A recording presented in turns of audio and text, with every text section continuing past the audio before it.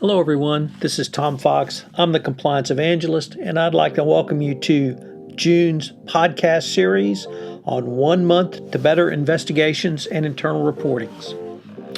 So what do you do when the call, the email, or the personal tip comes into your office where an employee reports suspicious activity somewhere literally across the globe? That activity might well turn into a Foreign Corrupt Practices Act issue for your company. In today's climate, it can turn into issues under lots of different anti-corruption jurisdictions.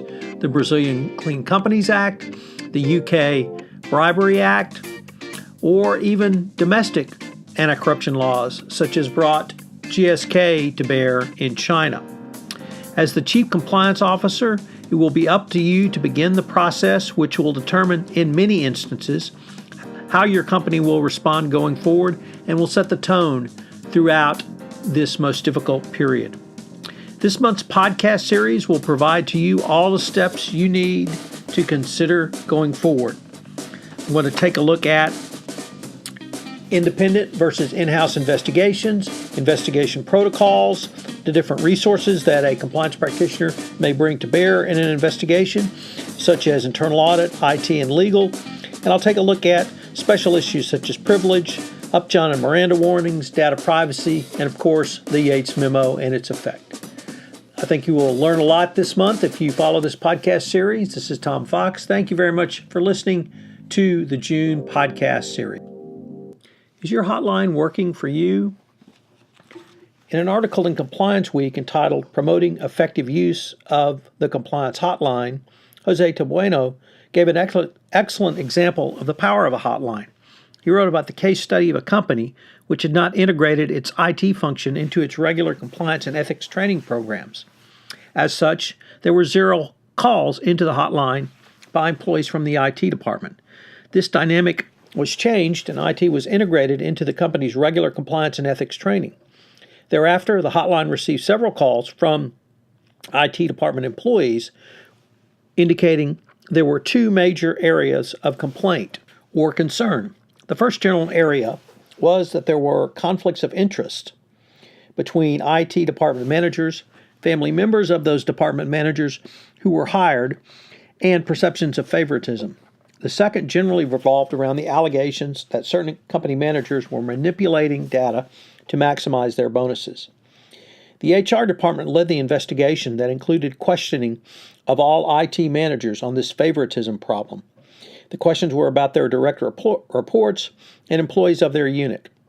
The company determined that there was only one instance of a manager hiring a family member. He was a brother-in-law, but that person did not report to the manager and was in a different section of the IT organization. This finding made clear that there were misperceptions in the IT department which affected the department morale. To remedy this, all IT managers received training on appropriate employment practices, communications, and also delivered to the IT employees policies and procedures regarding the hiring of family members. Most satisfyingly, callers stated that the work environment in the IT department was notably improved. The IT department employees also expressed gratitude that their concerns were answered and that their issues were addressed. The callers felt their concerns were taken seriously when they saw the communications on hiring practices and upon having the discussions with managers during staff meetings. Staff retention started to improve in the IT department. In the area of the manipulation of data for bonuses, the company used the hotline to obtain more information from the callers on isolating the metrics and the managers in question. It was determined that the bonuses of a select few IT department managers were indeed influenced by a questionable data source, which was controlled by a non-manager with minimal oversight and controls. Following interviews with key individuals and review of data file, including forensic analysis, it was determined that one IT manager misrepresented the information provided to the staff person maintaining that data. Notably, this staff person reported to this manager. As a result, the IT manager's bonus compensation was inflated. He was subsequently terminated. From this, Tabueno draws 3 lessons around the benefits of an effective hotline. The first, A hotline is of no value if the workforce is not aware of it.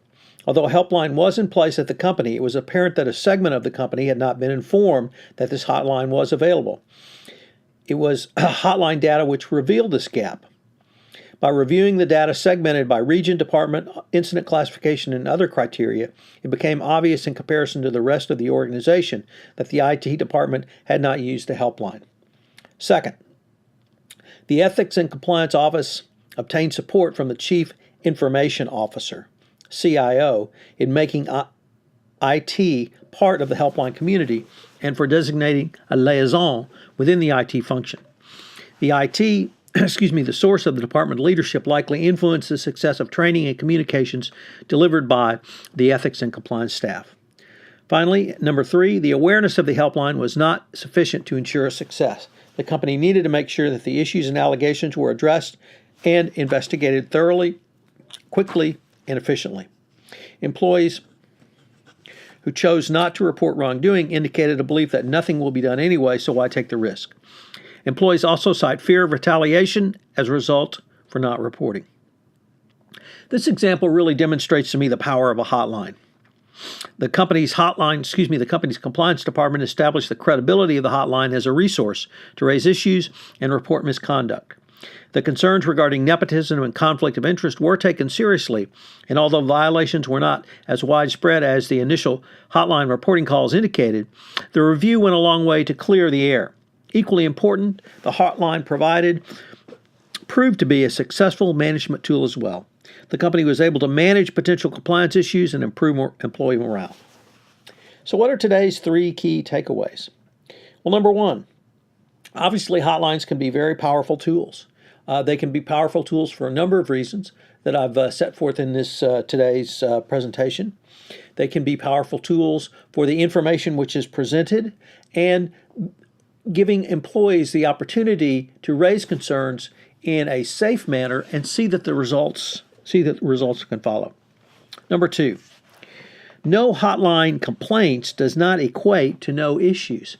This case really demonstrates that if you have a dearth or lack of complaints from one department, from one region, from one geographic area, it's not necessarily mean there are no issues. There could be multiple issues, and there could be some significant issues. And here, even if the issues are the perception, then perception is reality, as Andre Agassi continually reminds us. So simply because there are no hotline complaints does not mean there are no issues, and you need to investigate why there would be no hotline complaints. Finally, for the success, and number 3, for the success of a hotline is not simply to have one in place. There must be follow-up. There must be a substantive investigation. The investigation must come to a resolution.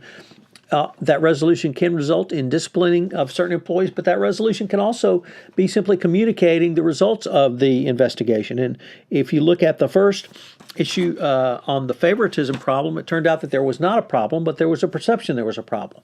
So by unmasking this perception, it was equally valuable to engage in this behavior. And this really shows the power of what a hotline can do for your organization. I hope you've enjoyed day 19 of 1 month to better investigations and reporting, and I hope you'll join me tomorrow for day 20. This is Tom Fox again. I hope you enjoyed today's podcast.